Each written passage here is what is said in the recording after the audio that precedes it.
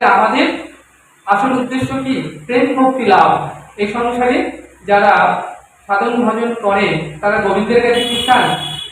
যে প্রভু তুমি আমাকে একটু প্রেম দাও। কারণ প্রেম হচ্ছে ভগবানকে বাঁধবার দড়ি। ভগবান বলছেন না, ঐশ্বর্য জ্ঞানকে সর্ব জগতে মিশ্রিত, ঐশ্বর্য শিথিল প্রেম নহে মোর পিত। আমাকে বড় মানে আপনাকে হীন, তার প্রেমে তবু আমি না হয় অধীন। আপনাকে বড় মানে আমাকে সম কিংবা হীন, তার প্রেমে সর্বভাবে হই অধীন। মাতা যদি পুত্র জ্ঞানে করেন লালন পালন, পিয়া যদি মান করে করে ভৎসন, বেদ স্তুতি হইতে সেই হরে মোর মন। এই সকল শুদ্ধ ভক্ত লইয়া করবে অবতার, করিব বিভূত বিত অদ্ভুত বিহার। কি বললেন? ঐশ্বর্য জ্ঞানী সর্ব জগতে মিশ্রিত। অর্থাৎ ভগবানকে আমরা এই মন্দিরে এসেছি, কি দেখছি? সামনে ভগবান। ভগবান বললেন যারা আমাকে ভগবানকে ভগবান রূপে জানে তারা আমাকে কখনো লাভ করতে পারবে না। আমি সেই ভালোবাসা পাওয়ার জন্য গোলক থেকে ভুলোকে আসিনি। কেন এসেছি? আমি নিজের জনের মতো ভালোবাসা পেতে চাই। তাহলে তাহলে আমাকে যদি ভগবান বলে জানে, তাহলে ভগবান ভগবত্তা, অর্থাৎ আমি কার মতো ভালোবাসা চাই না? আমি পিয়া যদি মান করে করে তারণ ভৎসন, রাধারানী গোবিন্দকে ভৎসনা করেন, মান করেন, মানবতী হয়ে যান। তাহলে প্রেমের সার ভাব, ভাবের পরাকাষ্ঠার নাম মহাভাব, আর মহাভাব স্বরূপিণী রাধা ঠাকুরানী সর্বগুণ কান্তা শিরোমণি। তাহলে বলছেন আমাকে ভগবান রূপে যারা লাভ জানবেন তারা আমাকে কখনো লাভ করতে পারবেন না। আমাকে নিজের মতো কান্তা জ্ঞানী। তাহলে আমাদের আমরা কি বলি? যে আমরা এই মন্দিরে এসেছি, কৃষ্ণ মন্দিরে এসেছি, দেখো সামনে ভগবান বিগ্রহ। ভগবান বললেন আশ্রয় করিয়া ভজে তারে কৃষ্ণ নাহি তাজে, বাকি সব মরে অকারণ। তাহলে বলছে তুমি সংসারের একজন মাতা, তাহলে তুমি তোমার পুত্রের সঙ্গে একটা সম্বন্ধ করেছো, তুমি মা সে পুত্র, তাহলে বাৎসল্য প্রেম। তাহলে তুমি তোমার স্বামীর সঙ্গে কি প্রেম? মধুর প্রেম। তাহলে তুমি যদি তোমার কোনো বান্ধবী থাকে সখ্য প্রেম। আর তোমার যদি কাজের কোনো কেউ থাকে, কাজ যিনি করেন কাজের বাই, তাকে যদি তুমি বলো দাসী, তাহলে দাস্য প্রেম। তাহলে এই যে বৃন্দাবনের প্রেম, তাহলে কি হবে না? তোমাকে একটা কিছু আশ্রয় করতে হবে। একটা নারী যখন তিনি তার এক পাশে তার সন্তান, একদিকে তার স্বামী, একদিকে তার বান্ধবী, একদিকে তার কাজের দাসী, সবাই যখন থাকে, তাহলে তাকে তখন তার সঙ্গে কিভাবে তাকে ব্যবহার করতে হবে তাকে তো কেউ বলে দেয় না। তিনি নিজেই জানেন যে আমার স্বামীর সঙ্গে মধুর প্রেম, আমার সন্তানের সঙ্গে বাৎসল্য প্রেম, আমার বন্ধুর সঙ্গে বন্ধুর প্রেম, সখ্য প্রেম, আর দাসী যে কাজে তার সঙ্গে দাস্য প্রেম। এই যে আশ্রয় করলে, তাহলে তুমি ভগবানের সঙ্গে কি আশ্রয় করেছো? তাই বলেন আশ্রয় করিয়া ভজে তারে কৃষ্ণ নাহি তাজে, বাকি সব পরে অকরণ। তাহলে ভগবানের সঙ্গে আমাদের একটা আশ্রয় করতে হবে। সেটি তোমার পুত্র লালা। তাহলে তুমি তোমার পুত্রকে ভালো মন্দ খেতে দাও, ভালো রাখো, ভালো তুমি পোশাক পরাও, বেড়াতে নিয়ে যাও, ঘুরতে নিয়ে যাও, তাহলে তার সঙ্গে কি আশ্রয় করেছো? যতক্ষণ না আশ্রয় করবে ভজনটা ত্বরান্বিত হবে না, সহজ হবে না, কঠিন হয়ে দাঁড়াবে। তাহলে একটা কিছু আশ্রয় করো। যদি সন্তান হয়, সন্তানের জন্য ভালো মন্দ দিচ্ছ, ভালো পোশাক পরাচ্ছ, ভালো তাকে বেড়াচ্ছ, আর তার জন্য কি নকুলদানা বাতাসা হবে না? একটা ভালো মিষ্টি এনে দাও, একটা ভালো ফুলের মালা এনে দাও, একটা ভালো কিছু দাও। সন্তানের জন্য একটা ভালো পোশাক কিনেছো, গোবিন্দের জন্য একটা পোশাক এনে দাও, কারণ সে তোমার লালা, সে তোমার সন্তান। যদি বলো বন্ধু, তাহলে বন্ধুর মতো তাকে মেশো। যদি বলো না আমি প্রিয়া তুমি প্রিয়, তাহলে তার মতো মেশো। এই হচ্ছে আশ্রয়। এই আশ্রয় যতক্ষণ না তুমি করবে, ভজন ত্বরান্বিত কিছুতেই হবে না। তাই আজকে ওই ভাব মহাপ্রভু যখন সপ্ত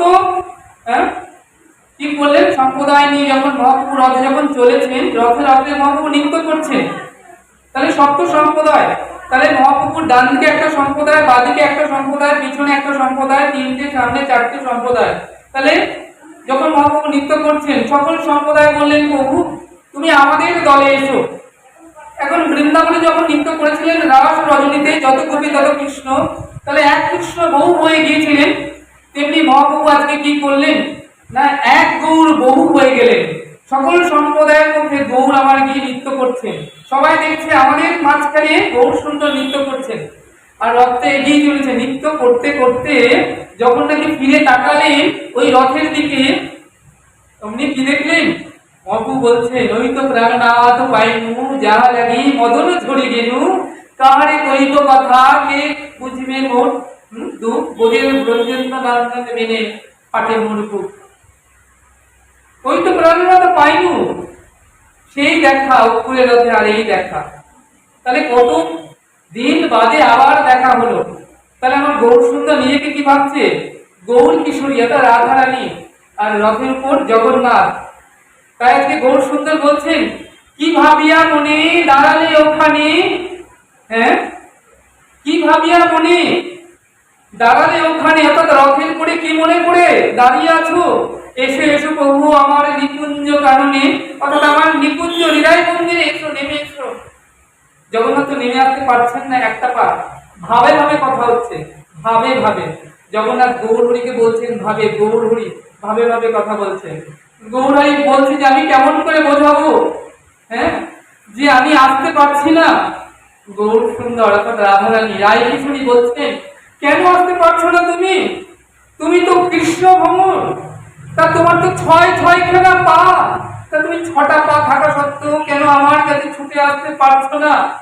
বলছেন কি করে বোঝাবো, আমার 6টা পা ছিল, কিন্তু একটা পা আমার কে নিয়েছে? শিব, শম্ভু, রমা, হ্যাঁ, ইন্দ্র, অর্চিত, গণেশ, এরা আমার 5 জনের 5টা চরণ নিয়ে গিয়েছে। আমি এখন এক পায়ে দাঁড়িয়ে আছি, আমি কেমন করে আসবো তোমার কাছে? তাই তো আমি আসতে পারছি না। আজ খোল করতালে নাচে গোড়া, মুখে জয় জয় দিয়া, হ্যাঁ, আজ খোল করতালে গোড়া নাচছে, আর ওই ভাবাবিষ্ট হয়ে রথের দিকে তাকিয়ে বলছে, ওখানে কেন?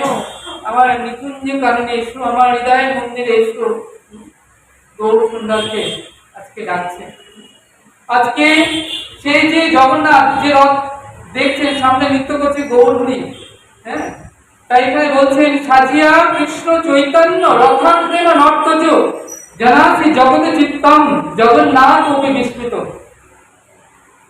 আজ গৌর সুন্দরের রথের অগ্রে নৃত্য দেখে জগন্নাথ অপি বিস্মিত, তিনি বিস্ময়ান্বিত হয়ে যাচ্ছেন। কেন না, রাস রজনীতে সেই গোপীদের সঙ্গে শতকোটি গোজঙ্গনা, গিরি গোজওয়ালা, মাঝনে চিকনকালা, যত গোপী তত কৃষ্ণ যে নৃত্য হয়েছিল, সেই নৃত্যটা কেমন হয়েছিল, কত মধুর হয়েছিল, কত বিস্ময়িত হয়েছিল, সেদিন দেখবার সময় পাননি। কারণ তিনি শুধু ছিলেন গোপীদের মাঝখানে, এক বহু হয়ে গিয়েছিলেন। কিন্তু আজকে জগন্নাথ রথের অগ্রে অর্থাৎ রথের উপর থেকে তিনি দেখছেন তার রাধা কেমন নৃত্য করছে। হ্যাঁ, তাহলে গৌর জগন্নাথ দেখছেন কি কৃষ্ণ নৃত্য করছেন, আবার দেখছেন রাধারানী নৃত্য করছেন, আবার দেখছেন গৌরের মধ্যে কি আছে? রাধা কৃষ্ণ মিলিত তনু, রাধা কৃষ্ণ মিলিত তনু নৃত্য করছে। তাহলে নৃত্য করছেন কজন? 4 জন নৃত্য করছে একসঙ্গে। কৃষ্ণ নৃত্য করছে, রাধাই নৃত্য করছে, রাধা কৃষ্ণ মিলিত নৃত্য করছে। তাহলে আজকে জগন্নাথ এই নৃত্য দেখে আজকে তিনি অতি বিস্মিত, জগন্নাথ অতি বিস্মিত। সূর্যগ্রহণ উপলক্ষে দ্বারকানাথ তিনি প্রভাতে তিনি যখন একটা মহাযজ্ঞের আয়োজন করেছিলেন, তা একদিন দেবশ্রী নারদ যখন বৃন্দাবনে এসেছিলেন, বৃন্দাবনের উপর দিয়ে যাচ্ছেন, দেখছেন বৃন্দাবন থেকে তাপ, প্রচন্ড তাপ। তখন বলছেন, একি এত তাপ কেন? বৃন্দাবন তো ভজনের স্থান, যারা আসেন দেহ শীতল করবার জন্য এত তাপ কোথা থেকে আসছেন? তখন দেখলেন ব্রজ গোপীরা অন্তর্দগ্ধা কৃষ্ণ বিরহে, তারা মৃতপ্রায়। বলছেন গ্রীষ্মকালে যখন সূর্যের প্রচন্ড তাপে কোনো সরোবরের জল শুকিয়ে যায়, তখন জলের মধ্যে জল শুকিয়ে গেলে কি থাকে? কাদা, কাদার মধ্যে কুর্মগুলো কোনো রকম মাথা গুঁজে পড়ে থাকে। তেমনি কৃষ্ণ বিরহের তাপে শুকিয়ে গেছে ভোজ্য সরস্বতী জল। আর বৃন্দাবনে যারা বাস করে ব্রজঙ্গনাগণ, তারা হা কৃষ্ণ বলে কেঁদে কেঁদে না মরে ওই কাদার মধ্যে কোনো রকম মাথা গুঁজে পড়ে আছে, অর্থাৎ দেহটা আছে, চলছে, কিন্তু মনে হয় যেন দেহে প্রাণ নেই। তাহলে এই যে বিরহ, তারা যখন নাকি দেবশ্রীপাদ শুনলেন এই বিরহের কথা, বললেন দেখো এখান থেকে বেশি দূরের কথা নয়, এখান থেকে দ্বারকায় কৃষ্ণচন্দ্র এসেছেন, তো তোমরা যদি একবার ওই বদনকে দেখতে চাও তাহলে একবার গিয়ে দেখে আসতে পারো। রাধারানী বললেন সখীদেব চল না সই, আমরা যাই, সেই ভুবন মোহন রূপ, ভুবন ভোলানো সেই রূপ একবার দেখতে আসি। এলেন সকলে গরুর গাড়িতে চেপে, কোথায় না সেই দ্বারকায় প্রভাস তীর্থে। দেখো বৃন্দাবন থেকে মথুরার দূরত্ব 12 কিলোমিটার, 10-12 হবে, কোনোদিন যাননি। কেন? মথুরা ঐশ্বর্য নগরী আর বৃন্দাবন মাধুর্য, তাহলে মাধুর্য ঐশ্বর্য তো কোনো মিলন হয় না। কিন্তু দ্বারকায় গেলেন, দ্বারকার কিঞ্চিত ঐশ্বর্য, তবে দ্বারকা মহাতীর্থ। তা আজকে মজুমদার যখন এলেন দেখছেন কি বিরাট সব ব্যাপার। ওই রাজাধিরাজ দ্বারকারাজ দ্বারকাধীশ বসে আছেন সিংহাসনের পরে, কত মন্ত্রী, কত উজির, কত সেখানে লোকজন। রাধারানী যখন এলেন, যখন তাকালেন, দেখছেন দ্বারকাধীশ অলঙ্কারে সুসজ্জিত হয়ে বসে আছেন।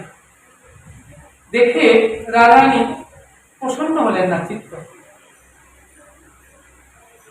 ললিতাকে ডেকে বললেন, ললিতা দেখ আমি সেই রাধা, আর ওই যে বসে আছে সিংহাসনের পরে রাজ অলঙ্কারে সে আমার কৃষ্ণ,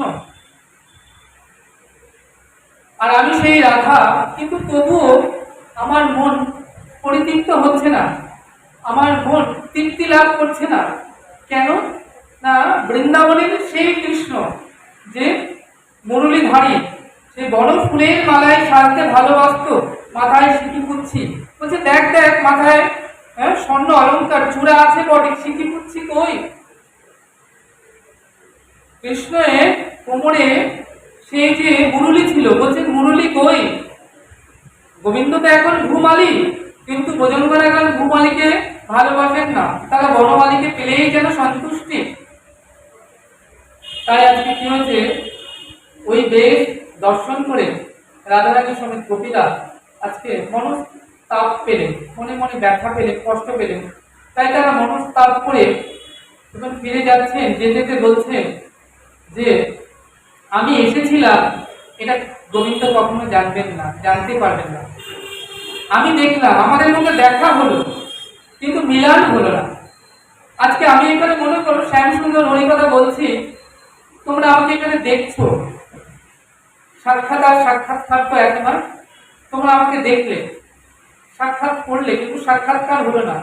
এমন কেউ আছো যার দিকে আমার দৃষ্টি গেল না, তাহলে নয়নে নয়নে মিলন হলো না, সাক্ষাৎকার হলো না, সম্ভাষণ হলো না, কর মর্দন হলো না, দেহ আলিঙ্গন হলো না।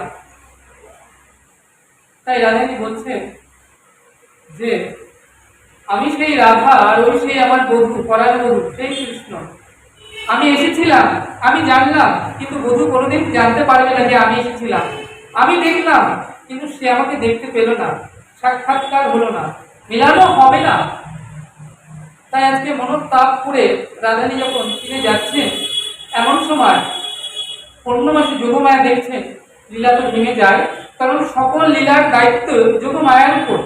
যোগমায়া অর্থাৎ যোগমায়া যোগ শক্তি, বিশুদ্ধ শক্তি পরিণতি, তার শক্তি লোক দেখাইতে এরূপ রতন ভক্তগণের গুণধন প্রকাশ করিল নিত্য লীলা হইতে। তাহলে যোগমায়া গোলক থেকে ভগবান কিনছে নামিয়ে এসেছে। তাহলে আজকে যোগমায়া দেখছেন কি লীলা তো ভেঙে যায়, তাহলে কি উপায়? রাধারানী যখন ফিরে যাচ্ছেন, উনি কানে কানে এসে গোবিন্দ কে বলছেন যোগমায়া যে তোমার রাধারানী এসেছিল। অমনি গোবিন্দ যোগমায়াকে বলছেন কে এসেছিল? আমার প্রেমময়ী রাধা এসেছিল। রাধা নাম শুনে শ্যাম আখি জলে ভাসে। আজকে রাধা নাম শুনে গোবিন্দ কি করলেন? আখি জলে ভাসছেন। রাধা ওই যে 16,108 গোপিনী, ওই যে অষ্টপ্রধানা মহিষীগণ দ্বারকায়, তারা সব দুগ্ধ সম, আর এক রাধা ক্ষীরমত, অর্থাৎ দুগ্ধের সারা ক্ষীর। তাহলে ক্ষীর আর দুগ্ধ, কাঁচা দুগ্ধ তো এক হবে না। তাই গোবিন্দ সেই রাধা রাম শুনে কি করলেন, তখনই স্বর্ণরথ নিয়ে ওই রাজবেশ ধারণ করে ছুটে চললেন। আমরা গতদিন এইটুকু আলোচনা করেছিলাম যারা ছিলেন।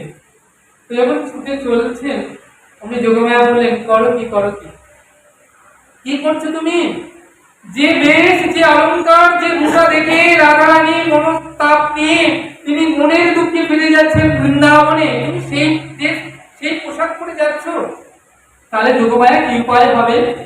যোগমায়া বললেন, তোমার এই রাজবেশ, রাজ অলঙ্কার আমার কাছে খুলে রেখে যাও, আর আমি তোমার জন্য এনেছি বন ফুলের সাজ। বৃন্দাবনে দুটি ফুলমালের মল্লিকা, যত সুগন্ধি ফুল, সেই ফুল চয়ন করে সুন্দর ফুলের যে মালা, বৈজন্তী ফুলের মালা, সেই বইমালা কি করলেন, ফুলের মালা যোগমায়া পরিয়ে দিলেন গোবিন্দের মাথায়। অর্থাৎ ফুলের চূড়া, ফুলের অলঙ্কার, ফুলের বেশ ভূষা পরিয়ে দিলেন। যেমন বৃন্দাবনে ছিলেন গোবিন্দ, সেই ভূষারে সাজিয়ে দিলেন। আজকে গোবিন্দ কি করছে না, যখন যাচ্ছেন যোগমায়ার সামনে একটা ভূম বৃন্দাবন সৃষ্টি করে দিলেন। অর্থাৎ ওই বৃন্দাবন যেমন ছিল অনুরূপ একটা বৃন্দাবন সৃষ্টি করলেন। অমনি যোগমায়া গিয়ে গোপীদের কানে কানে বললেন, হে ভুজঙ্গনাগণ, তোমাদের পরাণবধূ আসছে, ওই দেখো। গোপীগণ কি করলেন, ছুটে গেলেন গোবিন্দকে ওয়েলকাম করার জন্য। যেমন আমাদের যদি বাড়িতে দূর থেকে কোনো অতিথি গেস্ট আসে, আমরা একটু এগিয়ে যাই তাকে ওয়েলকাম করবার জন্য, সেই স্টেশন পর্যন্ত এসেছে, কিন্তু তাকে আনবার জন্য আমি স্টেশনে এগিয়ে গেলাম, কিছু দূর রাস্তা এগিয়ে গেলাম, তাকে ওয়েলকাম করে আনবো বলে সুস্বাগতম অভিনন্দন জানিয়ে, তেমনি সব ভুজঙ্গনাগণ ছুটে গেলেন গোবিন্দকে আনবার জন্য। তাহলে তারা বললেন, গোবিন্দ যে রথটায় আসেন, কপিধ্বজ রথে 4টে অশ্ব থাকে, আর সে রথে কি থাকে না, 3টে রশ্মি থাকে, দড়ি। তো আজকে গোপীগণ গোবিন্দের কাছে গিয়ে বললেন, তোমাকে আর এই রথে করে আর যেতে হবে না, চলো শ্যাম চড়ি বদ্রীয় গোপীর মনোরথে মনমথের মনোমথে। দেখো এই রথে করে তোমাকে যেতে তো অনেকটা সময় লাগবে। চড়ি গোপী মনোরথে, আজকে তোমাকে নিয়ে যাব ব্রজ গোপীর মনোরথে মনোমথের মনোমথে, উত্তরগামী ব্রজ গোপীর মনোরথে করে আজকে গোবিন্দকে নিয়ে আসবেন। কারণ না, স্বল্প অদর্শন ব্রজ গোপীদের হয় না। ব্রজ গোপীগণ যদি ক্ষণিক গোবিন্দকে না দর্শন করেন, তাহলে বলেন বিদা থেকে দর্শন করতে থাকেন। বলেন যে দুটো আঁখি দিয়েছ, বলছেন যে এইটুকু স্বল্প দর্শন যদি না করেন, মনে হয় যেন যুগাই বহু যুগ ধরে আমরা গোবিন্দকে দেখলাম না, অনেক যুগ দর্শন করি নাই। যুগাইতাম নিমেষনা চক্ষুষা বিরাবিষয়িতাম শূন্যায়তাম জগৎ সর্বে গোবিন্দ বিরাহে নামে। অর্থাৎ ক্ষণিক অদর্শন আমাদের কাছে যেন মনে হয় যেন কত যুগ কোটি যুগ দেখি নাই। তাহলে এই যে প্রেম, এই যে রাধারানী, হ্যাঁ, তা বলছেন জয় জয় রাধা নাম বৃন্দাবন যার ধাম, কৃষ্ণ সুখ বিলাসের নিধি, হেন রাধা নাম না শুনিল মোর কান, বঞ্চিত করিল মোরে বিধি। যে করে রাধার পদশ্রয়, তারে মুই যাই বলিহারি। তাই বলছেন যে রাধা, রাধা কি বস্তু, বলছে রাধা নাম। রাধারানী যখন কুঞ্জে থাকেন, তখন যখন তাকে সেবা করতে যান মঞ্জুরিগণ, সখীগণ, তারা কিভাবে যায় জানো, সাধিকা মঞ্জুরি কিভাবে সেবা করে না, রাধারানী এখন মঞ্জুরি এখন কুঞ্জের মধ্যে রয়েছে, সাধিকা মঞ্জুরি ছুটছেন রাধারানী সেবা করবার জন্য, রাধে রাধে রাধে রাধে রাধে রাধে বলতে বলতে। তা বলছেন যে রাধে রাধে বলতে বলতে যখন ছুটছেন, তখন পিছু পিছু গোবিন্দ আসছেন। সাধিকা মঞ্জুরি বলছে, কি তুমি কেন গোবিন্দ পিছু পিছু আসছো, আমি তোমাকে ডাকি নাই, তুমি কেন পিছু পিছু আসছে? গোবিন্দ বলছে, তুমি যে রাধা রাধা বললে, রাধে রাধে বলছো, হ্যাঁ, আমি কেমন করে না এসে থাকতে পারি, আমি কি না এসে থাকতে পারি? হ্যাঁ, তুমি যে আমাকে আকর্ষণ করে নিয়ে আসছো, রাধা নামে আমাকে আকর্ষণ করছো, কেউ যদি বলে রা, এখনো ধা বলেনি, শুধু বলেছে রা, হ্যাঁ, ধা শুনিবার তরে গোবিন্দ তার পিছু পিছু ধায়। গোবিন্দ ভাবছে যদি সে আবার ধা বলে, এক্ষুনি ধা বলবে, তার পিছু পিছু ধায়। হ্যাঁ, যদি এই ধা বলে, তাহলে সাধিকা মঞ্জুরি তিনি বলছেন, দেখো গোবিন্দ তুমি কেন কেন কিছু আসছো, আমার একটা অর্থ সেবা, আমার সেবায় যদি বিঘ্ন হয়, সেবায় বিলম্ব হয়, আমাকে রাধারানী কি করবেন, সেবা থেকে আমাকে বহিষ্কার করবেন। দেখো বৃন্দাবনে জন্ম পেয়েছি কোটি কল্পকাল সাধনার ফলে, আমি যদি এখন আমাকে রাধার কুঞ্জ সেবা থেকে বহিষ্কার করে, তাহলে আমার জীবনটা তো আসা যাওয়াই সার হবে। আমি বৃন্দাবনে জন্ম নিয়েও আমার রাধার সেবা হলো না, তাহলে তাহলে বৃন্দাবনে কেন এলাম? সাধিকাদের একমাত্র কাজ হচ্ছে সেবা, রাধা রানীর সেবা। হ্যাঁ, তাই কৃষ্ণ আসছে পিছু পিছু, কৃষ্ণের প্রতি তাদের নজর নেই। তাকে কৃষ্ণকে বলছে, যাও যাও চলে যাও, শ্যাম কেন এসেছো, চলে যাও চলে যাও, তাকে বের করে দিচ্ছে, তিরস্কার করে দিচ্ছে। বলছে আমি জেনে গেছি, আমি বুঝে গেছি। কি জেনে গেছি? না, রাধা নাম করলে তুমি থাকো বাধা। যে বলে রাধা, রাধা নামের মধ্যে আছে গোবিন্দ বাধা। আমি বুঝে গেছি, এটা জেনে গেছি। দেখো রাধা রানী গোবিন্দের আরাধনা করে, তার এক নাম আরাধিকা। তিনি গোবিন্দের আরাধনা করে, গোবিন্দের নামগুলো কীর্তন করে, তাই তো আমি কৃষ্ণ নাম বলি, কৃষ্ণ নাম জপি। নাহলে আমি কৃষ্ণ কৃষ্ণ বলতাম না, কৃষ্ণ নাম করতামই না। কেন? বলছে রাধা নাম জপলে যদি কৃষ্ণ পিছু পিছু ধায়, কৃষ্ণকে পাওয়া যায়, তাহলে আলাদা করে কেন কৃষ্ণ ভজন করবো আমি? রাধা নাম করলে তো গোবিন্দ বাধা থাকে। বলছে রাধারানীর চরণের ধুলি। দেখো বিশ্ব সংসারে সকলে আমার গোবিন্দ ভজনা করে, তাহলে বিশ্ব সংসার বলে তবু আমাকে একটু কৃপা করো, একটু করুণা করো হে গোবিন্দ। আরে আমার এই গোবিন্দ বিশ্ব সংসারের অধিপতি, হ্যাঁ গোবিন্দ, তিনি কি করেন? রাধার কুঞ্জের পাশে হাত জোর করে করজোড়ে দাঁড়িয়ে থাকে। এই উত্তরীয়টা চরণের কাছে ধরে বলে, হে রাধে, আমাকে একটু ওই রাধা চরণের ধুলি দাও, একটু প্রেম দাও, আমার তো প্রেম নাই। তাই তো বৃন্দাবনে কোনো কোনো দেখবেন মন্দিরে বিগ্রহের নাম রাধা প্রেম ভিখারি। রাধা শ্যাম সুন্দর, রাধা মদন মোহন, গিরিধারী, বাকে বিহারী, হ্যাঁ গোপীনাথ। হ্যাঁ, বৃন্দাবনে তো এক একটা মন্দির এক একটা বিগ্রহের 5,500 মন্দির। কোন কোন বিগ্রহের নাম রাধা প্রেম ভিখারি। গোবিন্দ উত্তরীটা নিয়ে রাধা চরণের কাছে দাঁড়িয়ে আছে, যে একটু ওই চরণ ধুলি দেওয়া হয়। হ্যাঁ, কারণ রাধা চরণের ধুলি গোবিন্দের কি করে? বশীভূত করে। কৃষ্ণ নামে যেমন সকল সংসারের জীব বশীভূত হয়, এক কৃষ্ণ নাম বলে সকল জীবকে আকর্ষণ করে, রাধা নাম নয় শুধু, রাধা চরণের ধুলি গোবিন্দকে আকর্ষণ করে নিয়ে আসে। বলছে তাহলে আমি রাধা নামে যদি গোবিন্দ বাধা থাকে, তাহলে আমি আবার কৃষ্ণ কৃষ্ণ বলবো কেন? কৃষ্ণ কৃষ্ণ বলতাম না, যেহেতু রাধা রানী গোবিন্দকে আরাধনা করে, উপাসনা করে। হ্যাঁ, তিনি তার গোবিন্দের আরাধিকা, এক নাম রাধার আরাধিকা, তাই তো আমি তার নাম করি। তাই কি হয়েছে জানো? তাই বলছে আমার নিষ্ঠা ওই রাধা চরণে।